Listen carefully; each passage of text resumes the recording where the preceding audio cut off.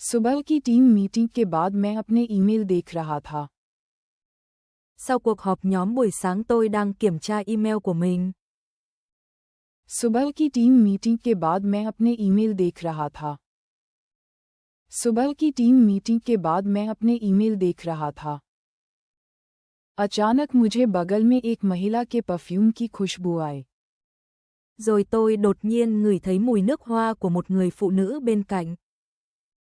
अचानक मुझे बगल में एक महिला के परफ्यूम की खुशबू आई। अचानक मुझे बगल में एक महिला के परफ्यूम की खुशबू आई। एक सूट पहनी हुई महिला मेरे पास खड़ी थी। Một người phụ nữ mặc vest đang đứng cạnh tôi. एक सूट पहनी हुई महिला मेरे पास खड़ी थी। एक सूट पहनी हुई महिला मेरे पास खड़ी थी। मैंने पूछा क्या मैं आपकी मदद कर सकता हूँ? Tôi hỏi tôi có thể giúp gì cho cô không? मैंने पूछा क्या मैं आपकी मदद कर सकता हूँ? मैंने पूछा क्या मैं आपकी मदद कर सकता हूँ? उसने कहा मेरे पास एक परामर्श सर्वे है, क्या आप इसे भरने में मदद करेंगे? Cô ấy nói tôi có một bảng khảo sát tư vấn bạn có thể giúp điền không? उसने कहा मेरे पास एक परामर्श सर्वे है, क्या आप इसे भरने में मदद करेंगे? उसने कहा मेरे पास एक परामर्श सर्वे है, क्या आप इसे भरने में मदद करेंगे? उसने खुद को कंपनी की जीवन बीमा टीम लीडर बताया और मुझे अपना विजिटिंग कार्ड दिया। Cô ấy giới thiệu mình là trưởng nhóm bảo hiểm nhân thọ của công ty A và đưa tôi danh thiếp. उसने खुद को कंपनी की जीवन बीमा टीम लीडर बताया और मुझे अपना विजिटिंग कार्ड दिया। उसने खुद को कंपनी की जीवन बीमा टीम लीडर बताया और मुझे अपना विजिटिंग कार्ड दिया। उसने कहा कि बीमा सलाहकार सिया चंग पर सभी जानकारी इकट्ठा करते हैं ताकि संभावित ग्राहक मिल सकें। Cô ấy nói các tư vấn viên bảo hiểm thu thập thông tin khảo sát tại chỗ để tạo khách hàng tiềm năng. उसने कहा कि बीमा सलाहकार सिया चंग पर सभी जानकारी इकट्ठा करते हैं ताकि संभावित ग्राहक मिल सकें। उसने कहा कि बीमा सलाहकार सिया चंग पर सभी जानकारी इकट्ठा करते हैं ताकि संभावित ग्राहक मिल सकें। मैं व्यस्त नहीं था, इसलिए मैंने सवे में सरल उत्तर लिखे। Tôi không bận nên đã viết những câu trả lời đơn giản vào khảo sát. मैं व्यस्त नहीं था, इसलिए मैंने सवे में सरल उत्तर लिखे। मैं व्यस्त नहीं था, इसलिए मैंने सवे में सरल उत्तर लिखे। उसने मुझसे नीचे नाम और संपर्क विवरण लिखने को कहा। Cô ấy yêu cầu tôi ghi tên và thông tin liên lạc ở phía dưới. उसने मुझसे नीचे नाम और संपर्क विवरण लिखने को कहा। उसने मुझसे नीचे नाम और संपर्क विवरण लिखने को कहा। मैंने अपना नाम और संपर्क जानकारी लिख दी। Tôi đã ghi tên và thông tin liên lạc của mình. मैंने अपना नाम और संपर्क जानकारी लिख दी। मैंने अपना नाम और संपर्क जानकारी लिख दी। उसने धन्यवाद कहा और कार्यालय क्षेत्र से चली गई। Cô ấy nói cảm ơn rồi rời khỏi khu văn phòng. उसने धन्यवाद कहा और कार्यालय क्षेत्र से चली गई। उसने धन्यवाद कहा और कार्यालय क्षेत्र से चली गई। वह उसके साथ मेरी पहली मुलाकात थी। Đó là lần gặp đầu tiên của tôi với cô ấy. वह उसके साथ मेरी पहली मुलाकात थी। वह उसके साथ मेरी पहली मुलाकात थी। एक सप्ताह बाद मैंने उसे कार्यालय के बाहर खड़े देखा। Một tuần sau tôi thấy cô ấy đứng nán lại bên ngoài văn phòng. एक सप्ताह बाद मैंने उसे कार्यालय के बाहर खड़े देखा। एक सप्ताह बाद मैंने उसे कार्यालय के बाहर खड़े देखा। मैं मुस्कुराया और पूछा कि आज आप यहाँ कैसे आए? Tôi mỉm cười và hỏi điều gì đưa cô đến đây hôm nay. मैं मुस्कुराया और पूछा कि आज आप यहाँ कैसे आए? मैं मुस्कुराया और पूछा कि आज आप यहाँ कैसे आए? उसने हल्की मुस्कान के साथ कहा मैं आपसे मिलने आई हूँ। Cô ấy nói tôi đến gặp anh với một nụ cười nhẹ. उसने हल्की मुस्कान के साथ कहा मैं आपसे मिलने आई हूँ। उसने हल्की मुस्कान के साथ कहा मैं आपसे मिलने आई हूँ। मैंने फिर पूछा क्या आपको मुझसे कुछ चाहिए? Tôi lại hỏi cô có cần gì từ tôi không? मैंने फिर पूछा क्या आपको मुझसे कुछ चाहिए? मैंने फिर पूछा क्या आपको मुझसे कुछ चाहिए? उसने कहा मैं आपको धन्यवाद देने के लिए एक छोटा सा उपहार लाई हूँ। Cô ấy nói tôi mang một món quà nhỏ để cảm ơn. उसने कहा मैं आपको धन्यवाद देने के लिए एक छोटा सा उपहार लाई हूँ। उसने कहा मैं आपको धन्यवाद देने के लिए एक छोटा सा उपहार लाई हूँ। उसने मुझे अपनी कंपनी की प्रचारक गोल्फ गेंदों का एक सेट दिया। Cô ấy đưa tôi một bộ 10 quả bóng gôn quảng cáo của công ty. उसने मुझे अपनी कंपनी की प्रचारक गोल्फ गेंदों का एक सेट दिया। उसने मुझे अपनी कंपनी की प्रचारक गोल्फ गेंदों का एक सेट दिया। डिब्बे पर लिखा था आपके बीमा अनुबंध के लिए धन्यवाद। Trên hộp có ghi cảm ơn bạn đã ký hợp đồng bảo hiểm. डिब्बे पर लिखा था आपके बीमा अनुबंध के लिए धन्यवाद। डिब्बे पर लिखा था आपके बीमा अनुबंध के लिए धन्यवाद। वह उपहार आमतौर पर ग्राहकों को दिए जाने वाले मुफ्त उपहार जैसा था। Món quà trông giống như quà tặng thường dành cho khách hàng. वह उपहार आमतौर पर ग्राहकों को दिए जाने वाले मुफ्त उपहार जैसा था। वह उपहार आमतौर पर ग्राहकों को दिए जाने वाले मुफ्त उपहार जैसा था। मैंने पूछा जब मैंने कुछ भी साइन नहीं किया तो आप यह मुझे क्यों दे रही हैं? Tôi hỏi tại sao cô lại đưa cái này cho tôi khi tôi chưa ký hợp đồng. मैंने पूछा जब मैंने कुछ भी साइन नहीं किया तो आप यह मुझे क्यों दे रही हैं?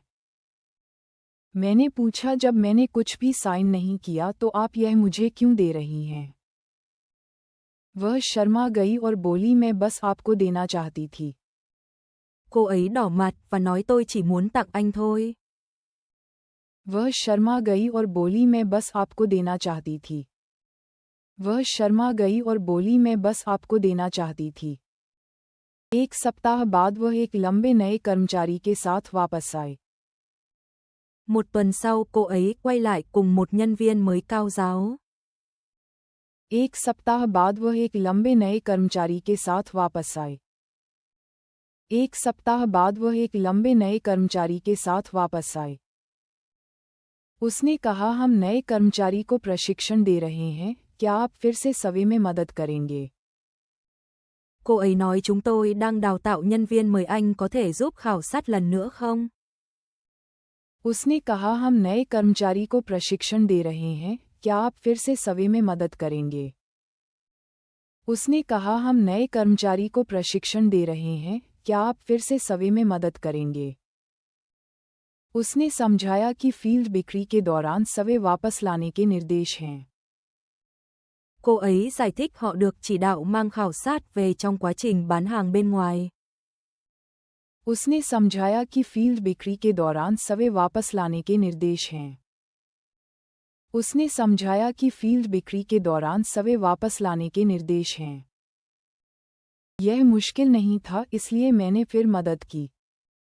Việc đó không khó nên tôi lại giúp. यह मुश्किल नहीं था इसलिए मैंने फिर मदद की। यह मुश्किल नहीं था इसलिए मैंने फिर मदद की। उसने कई बार बहुत बहुत धन्यवाद कहा। Cô ấy nói cảm ơn rất nhiều lần. उसने कई बार बहुत बहुत धन्यवाद कहा। उसने कई बार बहुत बहुत धन्यवाद कहा। उसने मुझे रात के खाने का निमंत्रण दिया। Cô ấy đề nghị mời tôi ăn tối. उसने मुझे रात के खाने का निमंत्रण दिया। उसने मुझे रात के खाने का निमंत्रण दिया। मैंने मना किया लेकिन वे दोनों कई बार अनुरोध करते रहे। Tôi từ chối nhưng cả hai người họ nài nỉ nhiều lần. मैंने मना किया लेकिन वे दोनों कई बार अनुरोध करते रहे। मैंने मना किया लेकिन वे दोनों कई बार अनुरोध करते रहे। अंत में मैं रात के खाने के लिए मान गया। Cuối cùng tôi đồng ý đi ăn tối. अंत में मैं रात के खाने के लिए मान गया। अंत में मैं रात के खाने के लिए मान गया। पेय परोसे गए और वह चुपचाप पीती रही। Đồ uống được phục vụ và cô ấy uống trong im lặng. पेय परोसे गए और वह चुपचाप पीती रही. पेय परोसे गए और वह चुपचाप पीती रही. जब माहौल हल्का हुआ तो नए कर्मचारी ने कहा, आप उसके पहले प्यार जैसे लगते हैं. Khi không khí dịu lại, nhân viên mới nói, anh trông giống mối tình đầu của cô ấy. जब माहौल हल्का हुआ तो नए कर्मचारी ने कहा, आप उसके पहले प्यार जैसे लगते हैं. जब माहौल हल्का हुआ तो नए कर्मचारी ने कहा, आप उसके पहले प्यार जैसे लगते हैं. मैंने मजाक किया, शायद उसका पहला प्यार मेरी तरह बदसूरत था. Tôi đùa rằng có lẽ mối tình đầu của cô ấy cũng xấu như tôi. मैंने मजाक किया, शायद उसका पहला प्यार मेरी तरह बदसूरत था. मैंने मजाक किया, शायद उसका पहला प्यार मेरी तरह बदसूरत था. वह गंभीर हो गई और बोली, नहीं, आप सच में बहुत हैंडसम हैं. Cô ấy nghiêm túc và nói, không, anh thật sự rất đẹp trai. वह गंभीर हो गई और बोली, नहीं, आप सच में बहुत हैंडसम हैं. वह गंभीर हो गई और बोली, नहीं, आप सच में बहुत हैंडसम हैं. उसने नजरें चुराईं और अपने गिलास को देखने लगी. Cô ấy tránh ánh mắt và nhìn chằm chằm vào ly nước. उसने नजरें चुराईं और अपने गिलास को देखने लगी. उसने नजरें चुराईं और अपने गिलास को देखने लगी. उसके बाद जब भी मैं देर तक काम करता वह मुझे फ़ोन करती. Sau đó cô ấy gọi cho tôi mỗi khi tôi làm việc muộn. उसके बाद जब भी मैं देर तक काम करता वह मुझे फ़ोन करती. उसके बाद जब भी मैं देर तक काम करता वह मुझे फ़ोन करती. वह अक्सर कहती थी, मैं साथ में खाना चाहती हूँ. Cô ấy thường nói muốn cùng nhau ăn một bữa. वह अक्सर कहती थी, मैं साथ में खाना चाहती हूँ. वह अक्सर कहती थी, मैं साथ में खाना चाहती हूँ. एक दिन हम शहर के बाहर एक जलाशय के पास कैफे गए. Một ngày nọ chúng tôi đến quán cà phê gần hồ chứa nước ở ngoại ô. एक दिन हम शहर के बाहर एक जलाशय के पास कैफे गए. एक दिन हम शहर के बाहर एक जलाशय के पास कैफे गए. चांदनी में झील बहुत सुंदर लग रही थी और वह भी बहुत प्यारी लग रही थी. Hồ nước trông rất đẹp dưới ánh trăng và cô ấy cũng thật dễ thương. चांदनी में झील बहुत सुंदर लग रही थी और वह भी बहुत प्यारी लग रही थी. चांदनी में झील बहुत सुंदर लग रही थी और वह भी बहुत प्यारी लग रही थी. कुछ पेय के बाद हम कार में अकेले रह गए. Sau vài ly chúng tôi ở lại một mình trong xe. कुछ पेय के बाद हम कार में अकेले रह गए. कुछ पेय के बाद हम कार में अकेले रह गए. वह पास आए और फिर एक चुंबन हुआ. Cô ấy nghiêng người lại gần và một nụ hôn xảy ra. वह पास आए और फिर एक चुंबन हुआ. वह पास आए और फिर एक चुंबन हुआ. उस दिन के बाद हम और करीब आ गए. Sau ngày đó chúng tôi trở nên thân thiết hơn. उस दिन के बाद हम और करीब आ गए. उस दिन के बाद हम और करीब आ गए. हम समुद्र तट पर गए और हल्के गुलाबी फूलों की पंखुड़ियां हवा में उड़ रही थीं. Chúng tôi đến bãi biển và những cánh hoa hồng nhạt bay trong gió. हम समुद्र तट पर गए और हल्के गुलाबी फूलों की पंखुड़ियां हवा में उड़ रही थीं. हम समुद्र तट पर गए और हल्के गुलाबी फूलों की पंखुड़ियां हवा में उड़ रही थीं. हल्के गुलाबी पंखुड़ियों के नीचे हमने साथ में सफ़ेद सीपियां उठाईं. Dưới những cánh hoa hồng nhạt chúng tôi cùng nhau nhặt vỏ sò trắng. हल्के गुलाबी पंखुड़ियों के नीचे हमने साथ में सफ़ेद सीपियां उठाईं. हल्के गुलाबी पंखुड़ियों के नीचे हमने साथ में सफ़ेद सीपियां उठाईं. उसने कहा कि वह वास्तव में बीमार है और उसे सर्जरी की ज़रूरत है. Cô ấy nói thật ra mình bị bệnh và cần phẫu thuật. उसने कहा कि वह वास्तव में बीमार है और उसे सर्जरी की ज़रूरत है. उसने कहा कि वह वास्तव में बीमार है और उसे सर्जरी की ज़रूरत है.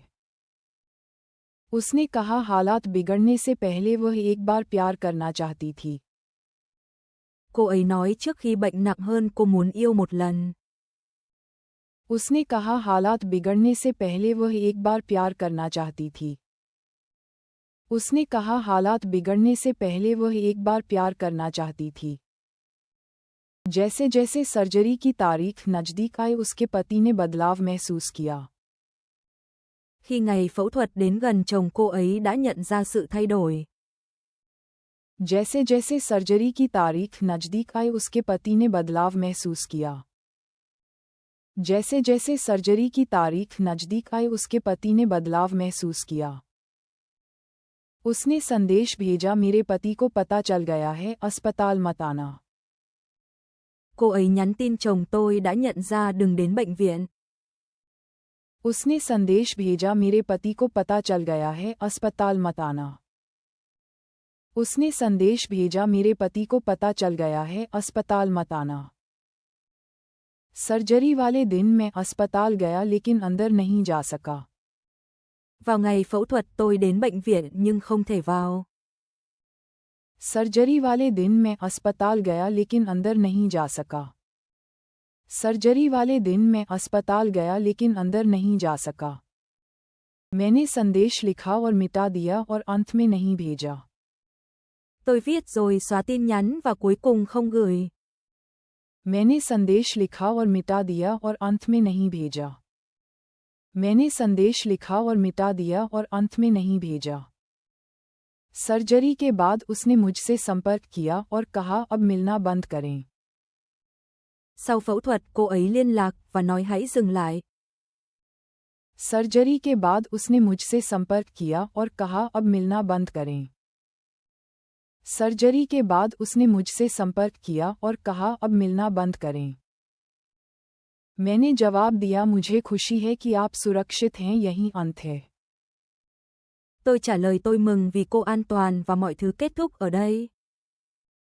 मैंने जवाब दिया मुझे खुशी है कि आप सुरक्षित हैं, यहीं अंत है।